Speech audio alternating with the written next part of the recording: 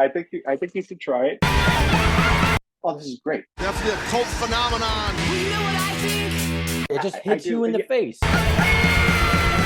Well, recording is now in progress. Blood and guts. I realize I like paint. That was a botch. I'm blending. Hold on. So, anyway, thanks for tuning in. We're talking about wrestling. I'm talking to the potatoes. That's how it's gonna go. This is just not the same without whiskey. That and the other one seemed kind of weird because we didn't know where to go. No, And I'm what to going do. to the area of the kitchen where the whiskey is. That's where I'm going. I feel like when we were trying to do a review of Dynamite and we both kind of realized that that show kind of sucked, is that not really bad. I mean, the matches were good. I don't want to say sucked. The matches were good, but the main goal was that they just wanted to show the story of Mox and Brian having a match together, being in the same club. Everything else was just a filler. Which, and the whole thing of Mox and Brian being in the club and having that match, I think is very compelling. So it is compelling. It is compelling. But continue. But we don't know why the other hour and like 15 minutes or whatever it was, why they just kind of threw in a bunch of crap when Punk had his whole ordeal and they had to rewrite a bunch of shit. Why wasn't it that the people who were originally there anyway that had nothing to do with this fight have no storylines whatsoever? Like there was just like a mixture of the female wrestling match was just a hunk of crap. It was just thrown together, and then you made your point with Hater coming out. Yeah, like I thought the match was okay as the match, as a match, but it seemed very random. Other than to set up or advance the story of the conflict between Hater and Britt Baker. But then Hater comes out. You're watching this match. You're like, this feels random. It feels thrown together. Maybe they're trying to set up Hater. Maybe Hater will come out. Hater comes out to at the end as a run-in to save ostensibly to save the babyface from getting beaten down by the heels. But then she doesn't do that. It was just a beat down. Yeah. And it's like she comes out to this big pop. Oh, here's a Hater to save the day. And then it's like, no. And that's just a way to kill momentum and confuse the crowd. Like I mentioned it earlier, like I don't mind throwing, a little curveball here and there and spicing up the storyline and going off of like the typical, predictable wrestling trope, but there's something to be said about like just riding the momentum of the moment. It just made it confusing. And Hater came out, got this pop, expecting to be the savior, and then just everybody I'm cutting onions, by the way. That's all right. I felt like everyone was confused. I felt like the whole crowd was confused. Yeah, it just deflated the crowd. And when you're doing something like that, to me, I feel like that's milking it because, okay, we all know what they're trying to do. So why milk it for like one more time of something else when this was just whole pointless? The whole match was pointless. That was pointless. Again, like they had like the tag team belt match with Keith Lee and Swerve with the Lucha Brothers. That was a good match, but we all knew that Keith Lee and Swerve was going to win, and they just threw it together saying, hey, let's make sure that we just have one more week before we get to New York so Acclaim could come out. Yeah.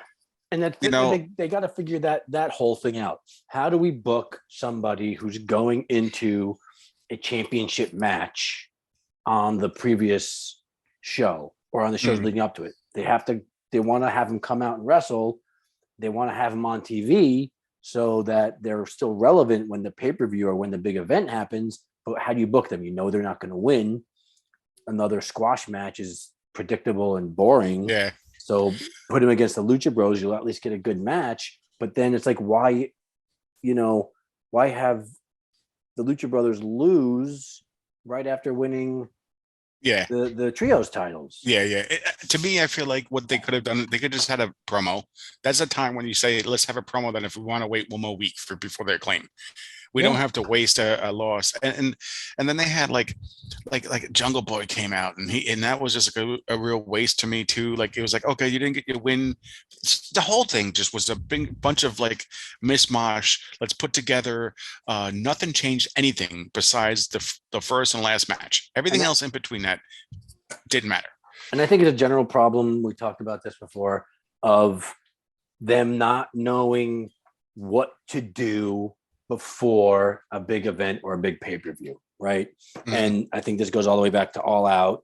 All Out was basically treated as a setup for what's it called, Grand Slam, the event in Arthur Ashe, because that's the big show.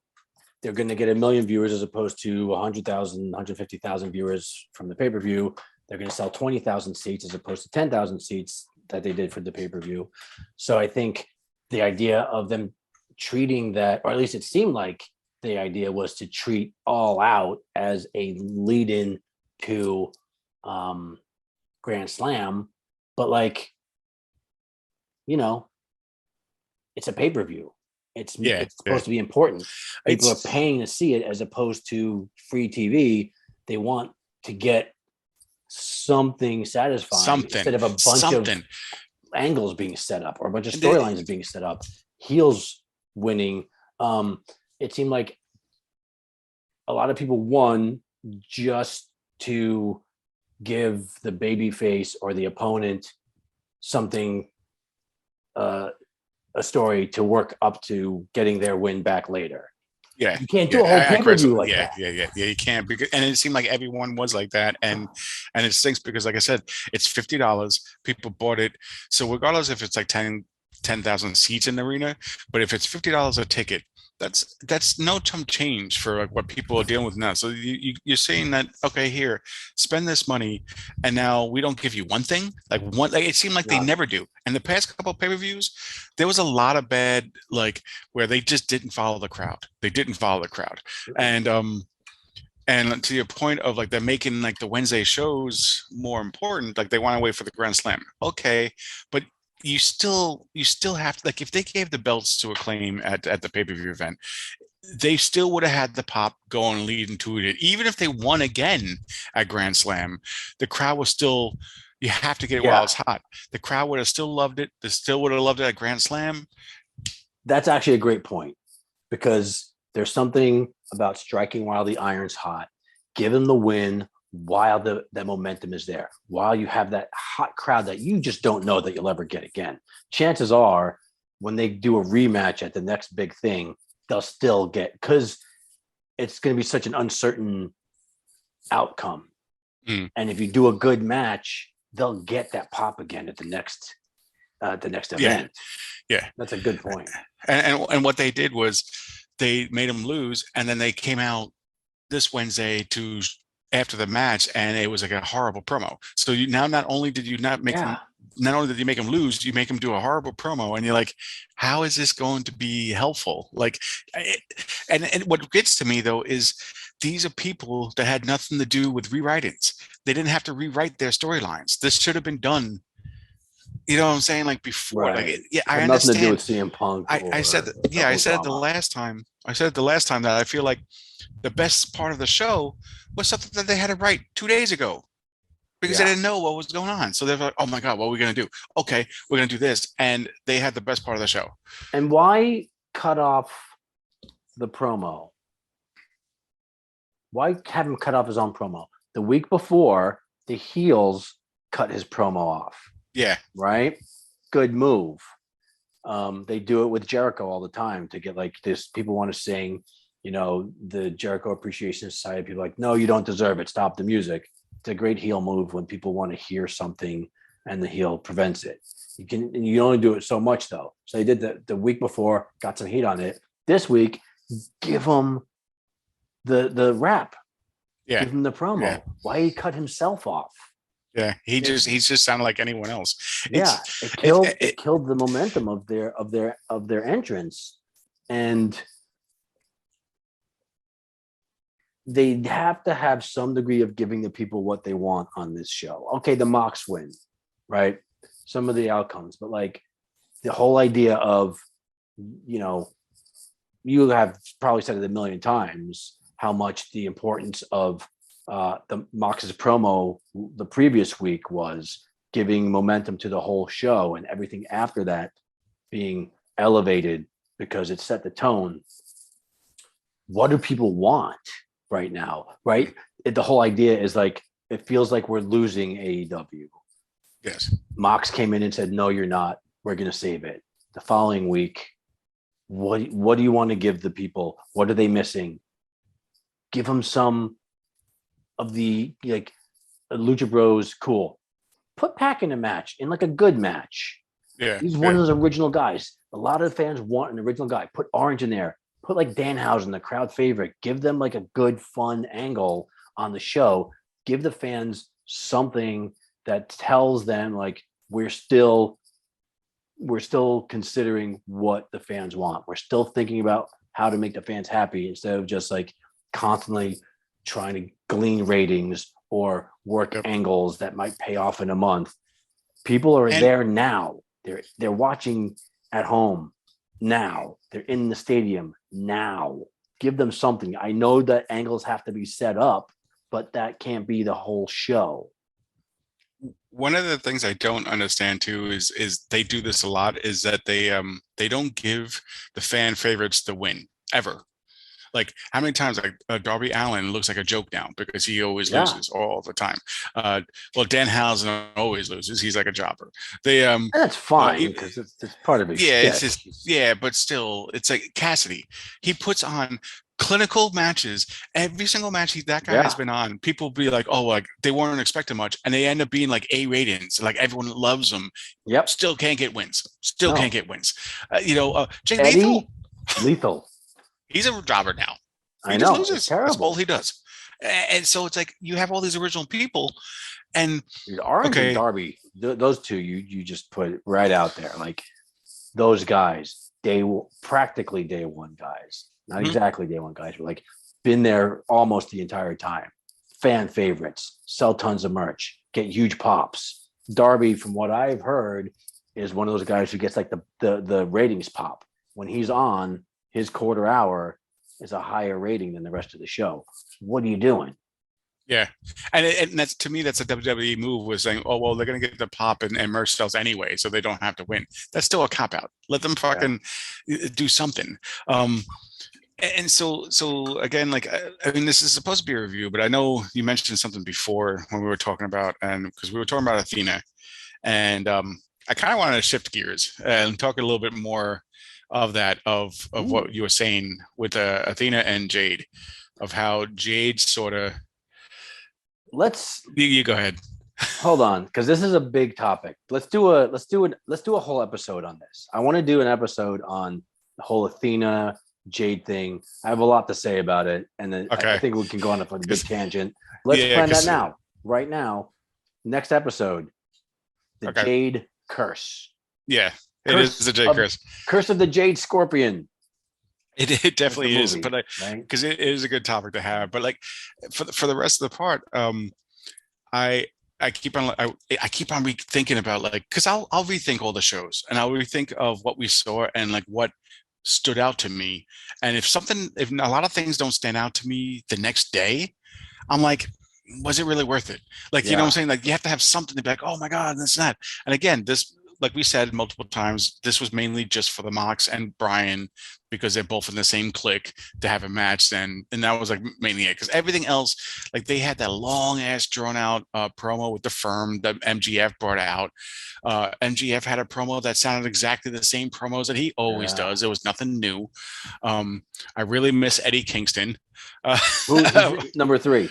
The three guys who were constantly like always losing and are so over. Eddie, Darby, Orange.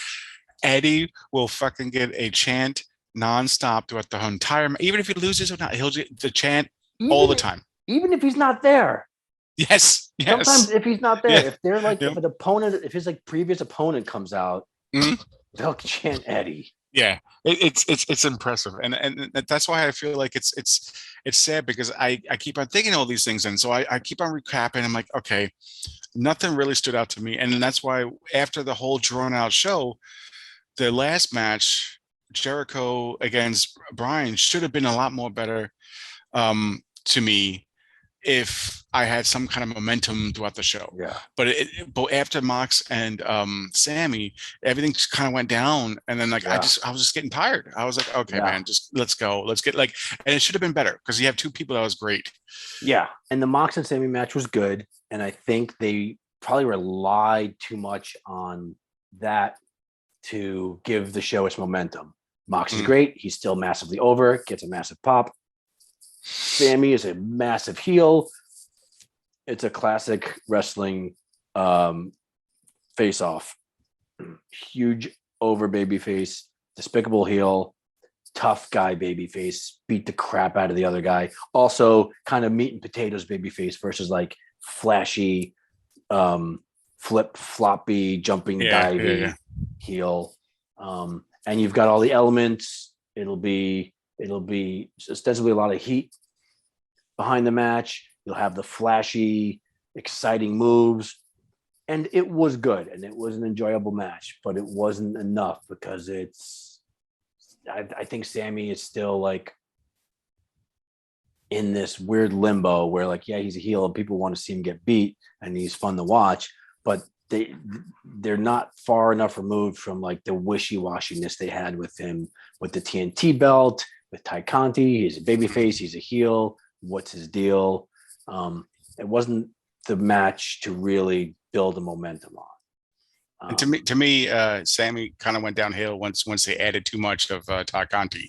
When they added his girlfriend, that to me, that's when I was like, okay. And then he also needs shorts that doesn't give him a wedgie. And it just felt. You don't like the wedgie? No, I don't. Not really. I don't know. You can make a thing of it. It could but be a gimmick. Wedgie, it could be. Yeah, always going to wedgie. But it was just too forced. Everything about his whole everything like story feels forced for like the past 7 or 8 months.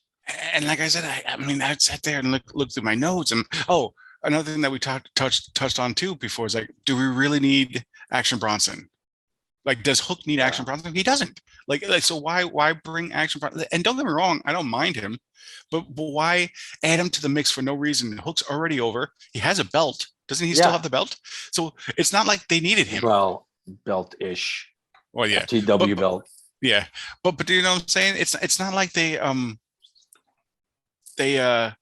needed Action Bronson to actually come out there and do a match with him. Right. No one cares. Most people don't even know who he is. No, like I don't think Huck is getting any kind of rub. No, off of Action Bronson. And how many people really know that that's Hook's song? No, I mean you're a deep hip hop fan. You're a guy who knows all the underground stuff, so you know. But not too many people will know that, and that's so. I'm like, I don't know if it's because they think it's another rub for because they're going back to New York. Maybe that's why because they did the same thing with West Side Gun when he was on that. Yeah, which was brilliant. Yes, I thought it was brilliant because you know what. I know a lot of people don't like that type of style of music, but the fact that Buffalo loved him, it seemed like the crowd cheered for him. The crowd was very happy. All of them were like doing his songs, you know, so at least it made sense. It made sense and it felt organic and it felt like we're doing it for the fans. It felt sincere. Yes. Like everything about it was just like, we're doing this because it's fun and it's cool. It's because they know, Buffalo's huge fans of them because they're from Buffalo. Yeah. It's not like when a lot of times like they'll add like this rapper or this boxer or something like that, and they just add him just because he's hip or something. Yeah. But there's no rhyme or reason, you know. So it's like at least it made sense. It made sense that he walked him out.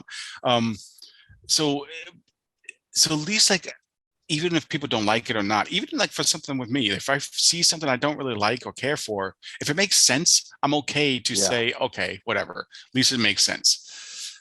And the Action Bronson thing to me, it just feels like they've run out of ideas for Hook. Hook was getting this massive push, and now they don't know what to do with them.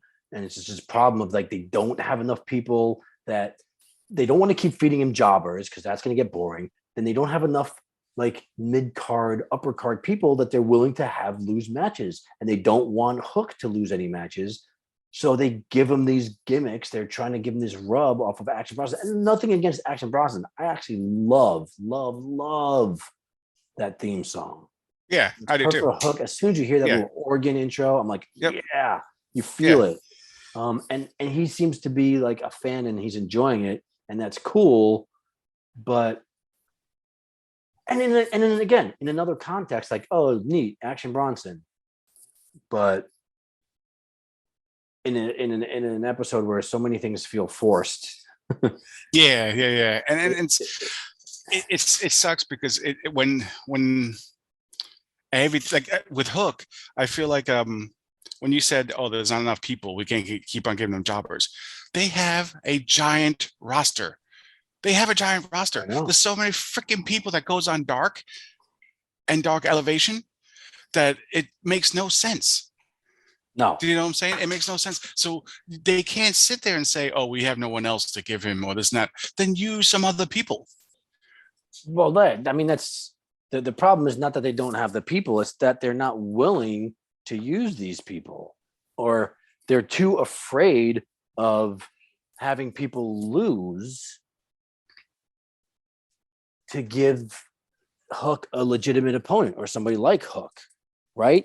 And this is a conundrum they've created for themselves, and this was a WWE problem where it's just like, we don't know how to have people lose.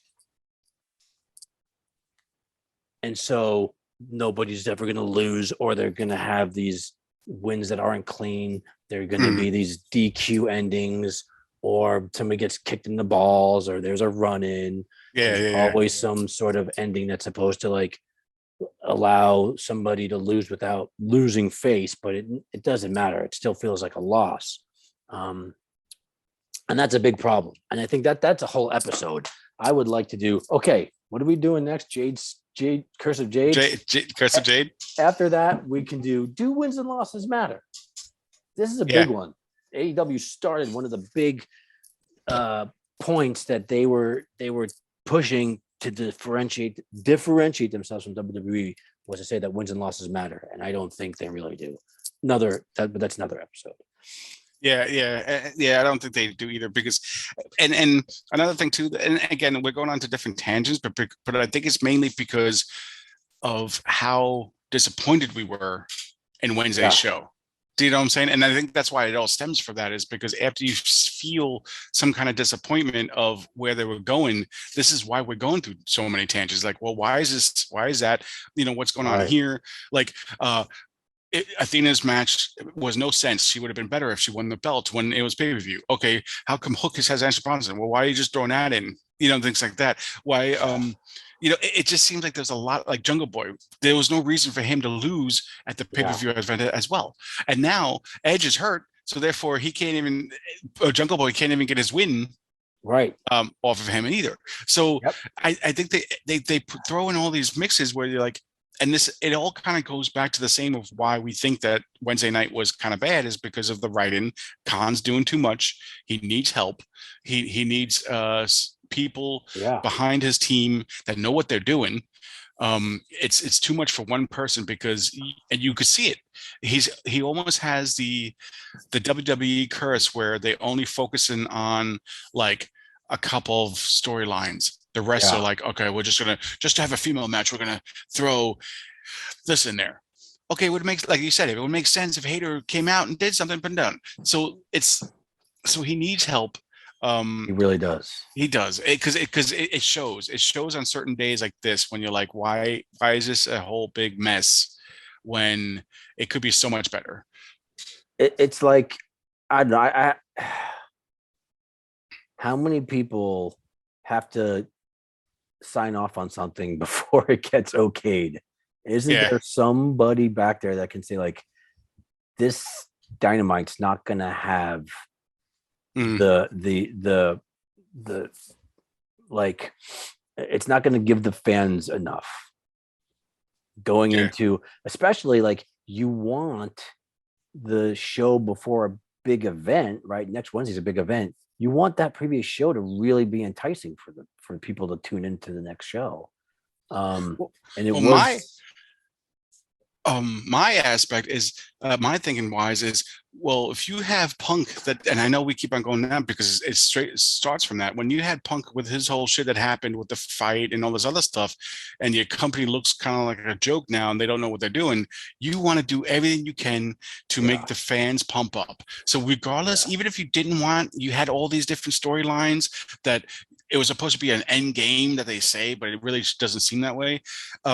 You still want to go and say, you know what, we have to give what the fans they want for the next couple of weeks because we have to save face here. We have to make it seem like we have some kind of structure, some kind of, and anything like that. When you have a show like this, where yes, the two end marks was good, that's always good. But if you're losing them in the middle and they're just bored as hell now, once you get to the end, that's not going to get your viewerships. It's not. No.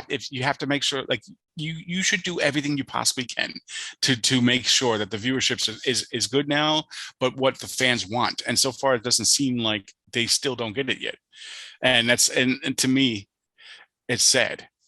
Third topic that can be its own podcast: chasing ratings at the expense of the show. Yeah. Right. Like. Yep. Yep. Anyway, the one of the things, going back to what you mentioned about the what are they called, the firm? Yeah, the firm. And just giving people what they want. Like, to me, that segment was so indicative of like not really knowing, not being in touch with the fans. Mm-hmm. Right, just kind of that shit was boring as hell, tone deaf. It was too long. Mm-hmm. It was pretty boring. And Stokely is a very good talker, right? But it didn't feel natural. It felt forced. People want organic stuff. We talked about Eddie, right? One of the reasons Eddie is so well loved is like he came in on one of those open challenge TNT matches with Cody a couple of years ago, and he got such a huge pop from the crowd who I think largely didn't know who he was just from his performance and his promo, that they're like, all right, sign this guy. That's the kind of guy that AEW fans love. He just organically fit in. The crowd loved him. Give him more. This was not organic. It was forced and awkward. And the idea that they brought out like Stokely Hathaway, ex-WWE guy, W. Morrissey, ex-WWE guy. When did he come into them? Stokely? No, Morrissey. When did he become part of the firm? I guess during All Out, right? He was like a surprise person. So there was not like a time when because I don't remember any of this. Was there a time when he was like passing cards out or doing anything? I don't think there was. I don't think he was part of that. Because I know I think he passed out a few cards, but I don't remember Morrissey type. I'm sorry. Go ahead. But the point of that is like, hey, we're going to create this new faction, right? And Stokely is going to do like a 10-minute promo introing everybody. And it's like, nobody asked for this. Everybody wants what you have, a whole roster of people that are being underused. So why introduce all these new-ish people? I mean, not all these, but basically W. Morrissey, Stokely are relatively new, Gun Club just out of nowhere. And then Lee Moriarty, who's just like this likable nerd. How is he a heel? It's just they randomly make people heels. That doesn't, like when they made Scorpio Sky heel, he never pulled it off. Years of trying to be a heel, for a guy who's just like naturally super likable. He just has a face that's just like a nice guy face. It was stupid. And where is he now? Just forcing. We don't know what to do with this guy. Make him a heel. All of them. Who are all these other people that have been there forever? You have to have these ex-WWE guys come in and create this new faction. Is there somebody else that could talk other than Stokely? Like, Stokely is great, but like, have somebody else that's been there forever do this. W. Morrissey, I don't dislike the guy, right? But like, who else is back there they could have done this with that they haven't been using? What does it do? all of them too seem like out of place. Like when they all stood together, they all just didn't seem like they fit in, even with each other. They just feel like they felt uncomfortable. Yeah. They just felt like they were just sitting there, like, okay, like Morrissey just kind of like, I understand he was trying to be the whole tough thing, but everyone just felt out of place. Yeah. So it's to me like, my review like this week I said is I'm just hoping that they get something together, something more storylines. Khan needs help. That's pretty much all I can say, because I would love to sit there and say a lot of good things, but I really didn't have a lot. Yeah, I mean, the good things, in this case, they weren't good enough to really warrant much discussion. Yeah. And unfortunately, it was just kind of an overall letdown of a Dynamite at a time where you really needed it to be uplifting and exciting. And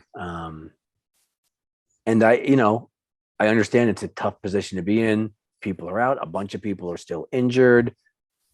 But the hubbub backstage is still out there. We don't know what's going on. People have just disappeared and there's nothing said. And a lot of that might be for legal reasons. But like, give us a reason to think like, okay, everything is cool. Okay. AEW knows what they're doing. They're going to give the fans what they want. They're not going to let them down. They're not going to let this thing fall apart.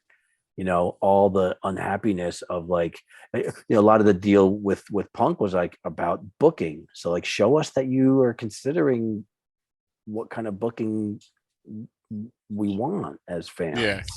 Yeah. So I don't know. So hopefully next week is better. I'm not even gonna. It will be. Really, yeah. Hopefully, because it's at a freaking Grand Slam, isn't it? Yeah. So that's actually gonna be better. New York crowd will be great. Yeah.